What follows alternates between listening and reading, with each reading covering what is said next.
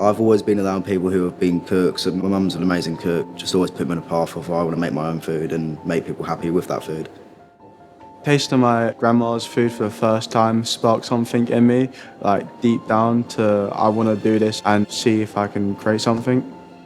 I came in here and I met with the staff and I just saw how nice and welcoming and just supportive they are. And that wasn't as hard. My tutor took me and I did an event with him for a golf course. Taught me a lot about pressure and standards, and that helped me a lot. And he didn't have to do that, but they are amazing. Since I come from a catering background, they have patience for you. If you're struggling, they'll wait for you and go into immense detail, step by step, to figure out what you're stuck on.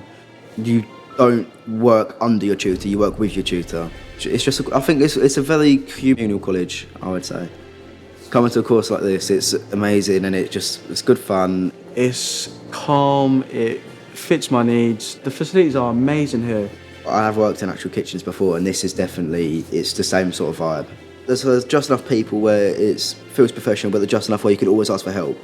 Communication especially, that is a big skill I've learned from here. It helps you develop a lot more what it's like to be working on a line.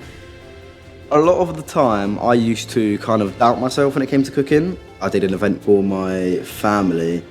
That was using all the skills I did, and I made a sweet mustard velouté with a pan-seared chicken breast, and that was amazing. Yeah, and I couldn't have done that without coming here.